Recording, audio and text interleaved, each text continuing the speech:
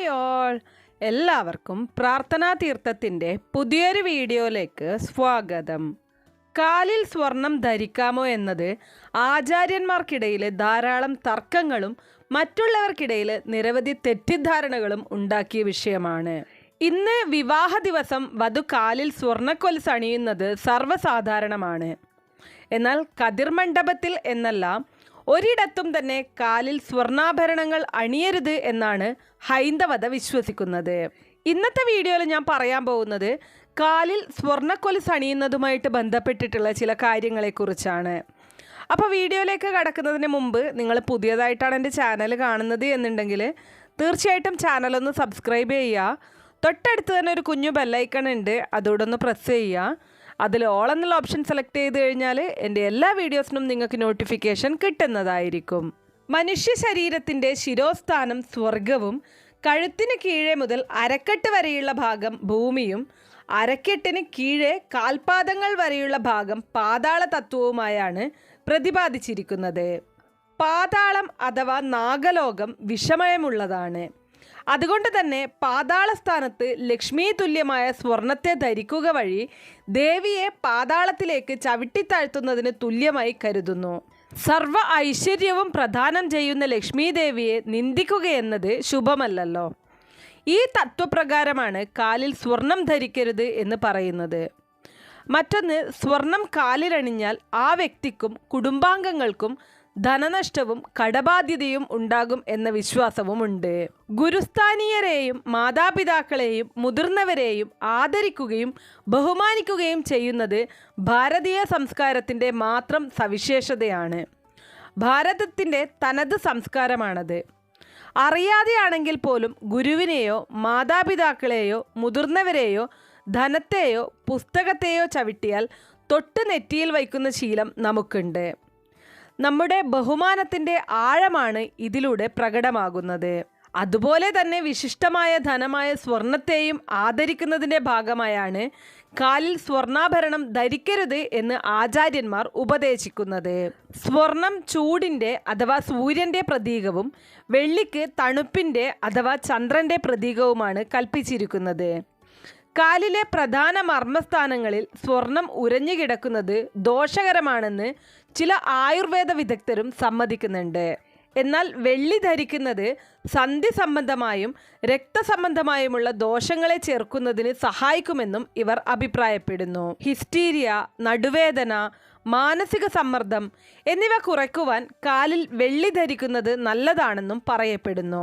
കാലിലെ നാഗമർമ്മത്തിൽ വെള്ളിയുടെ സ്ഥിരമായ ഉരസൽ സ്ത്രീയുടെ യുവത്വം നിലനിർത്തുന്നതിന് വളരെയധികം സവിശേഷമാണെന്ന് മർമ്മശാസ്ത്രങ്ങളിൽ പ്രാവീണ്യമുള്ളവർ അഭിപ്രായപ്പെടുന്നു. പണ്ട് കാലത്ത് സ്ത്രീകൾ നിറയെ മുത്തുകളുള്ള സ്വർണ്ണാഭരണം ധരിക്കുന്നത് നിങ്ങൾ കണ്ടിട്ടുണ്ടാവും. അതുകൊണ്ട് തന്നെ മധ്യവയസ്സ് പിന്നിട്ടാലും അവരുടെ ദേഹകാന്തി കുറഞ്ഞിരുന്നില്ല. എന്നാൽ ഇന്നത്തെ സ്ത്രീകൾ സ്വർണം കാലിൽ അണിയുന്നത് മൂലം യൗവനകാലത്ത് തന്നെ വാർദ്ധക്യ ലക്ഷണങ്ങൾ അഭിമുഖീകരിക്കുകയാണെന്നും ചില നിരീക്ഷണങ്ങളുണ്ട്. പണ്ട് കാലത്ത് കുളത്തിലും പുഴയിലുമെല്ലാം ആയിരുന്നല്ലോ സ്ത്രീകൾ കുളിച്ചിരുന്നത്. ആ സമയങ്ങളിൽ കാലിലെ സ്വർണത്തിന് വേണ്ടത്ര ശ്രദ്ധ കിട്ടിയെന്ന് വരില്ല. വിലപിടിപ്പുള്ള ഈ വസ്തു അശ്രദ്ധ മൂലം നഷ്ടപ്പെട്ടു പോകേണ്ട എന്ന കാഴ്ചപ്പാടിൽ കൂടിയാവാം കാലിൽ സ്വർണം ധരിക്കരുതെന്ന് പണ്ടുള്ളവർ പറയാൻ കാരണം എന്ന് കരുതുന്നവരുമുണ്ട്. ഒന്നും കാണാതെ എന്തെങ്കിലും പറയുന്നവരായിരുന്നില്ലല്ലോ നമ്മുടെ പൂർവികർ. അതുകൊണ്ട് തന്നെ അവരുടെ വാക്കുകളെ നമുക്ക് ഒരിക്കലും പൂർണ്ണമായിട്ടും തള്ളിക്കളയാൻ സാധിക്കില്ല എന്നതാണ് സത്യം. അപ്പോൾ ഇങ്ങനെ സ്വർണ്ണക്കൊലുസ് ധരിക്കാൻ പാടില്ല എന്ന് പറയുന്ന സമയത്ത് ചിലർക്കെങ്കിലും സംശയം കാണും, ദേവീദേവന്മാരുടെ കാലിൽ സ്വർണ്ണക്കൊലുസ് കാണാറുണ്ടല്ലോ എന്നത്. അതിനുള്ള ഉത്തരം ഇതാണ്. ദേവീദേവന്മാർ മനുഷ്യരൂപമുള്ളവരാണെങ്കിലും അവർ മനുഷ്യരല്ല, അമരപ്രകൃതമാണ് അവർക്ക്. അവരുടെ ശരീരം അമൃത തുല്യമാണ്. അതായത് മനുഷ്യ ശരീരത്തെ സ്വർഗം, ഭൂമി, പാതാളം എന്നിങ്ങനെ മൂന്നായി തിരിച്ചതുപോലെ ദേവീദേവന്മാരിൽ വ്യത്യാസം കാണാനാകില്ല. അതായത് അവരുടെ ശരീരത്തിൽ സ്വർഗം, ഭൂമി, പാതാളം എന്ന അവസ്ഥയിൽ നിന്ന് വ്യത്യസ്തമായി ദേഹം മുഴുവൻ സ്വർഗമാണെന്നാണ് കണക്കാക്കുന്നത്. അതുകൊണ്ട് തന്നെ ദേവീദേവന്മാരുടെ ശരീരത്തിൽ ഏത് ഭാഗത്തും സ്വർണ്ണാഭരണങ്ങൾ ആകാവുന്നതാണ്. അപ്പോൾ അടുത്തതായിട്ട് സ്വർണം കാലിൽ ധരിക്കരുത് എന്ന് പറയുമ്പോൾ പലരും തിരിച്ചു ചോദിക്കുന്ന ചോദ്യമാണ് 18ാം പടിയെക്കുറിച്ച്. സ്വർണ്ണപ്പടികൾ ചവിട്ടിയാണല്ലോ ഓരോ അയ്യപ്പ ഭക്തനും ദർശനം ഏറ്റുവാങ്ങുന്നത്. കലിയുഗ വരദനായ ശ്രീ ശബരീശ്വരനെ ദർശിക്കുന്നതിനുള്ള പടവുകളാണ് 18 പടികൾ. ഇതിനെ ഏറ്റവും പുണ്യസ്ഥാനമായിട്ടാണ് കണക്കാക്കുന്നത്. ദേവൻ കുടികൊള്ളുന്ന ഇടം സ്വർഗമാണെന്നാണ് വിശ്വാസം. വ്രതനിഷ്ഠയോടെ തൊട്ടുവണങ്ങി 18-ാം പടി കയറുന്ന ഭക്തർ ആ നിമിഷം അനുഭവിക്കുന്നത് സ്വർഗത്തിലെത്തിയ ആനന്ദം തന്നെയാണ്. ഭക്തന്റെ ശരീരം ആ സമയം അമൃതിന് തുല്യമാകുന്നു എന്നാണ് പറയുന്നത്. ചുരുക്കി പറഞ്ഞാൽ അത്തരമൊരു ചൈതന്യത്തിന് വേണ്ടിയാണ് ഇത്രയും കഠിനവ്രതം നോറ്റ് ഒരു അയ്യപ്പൻ മല കയറുന്നത്.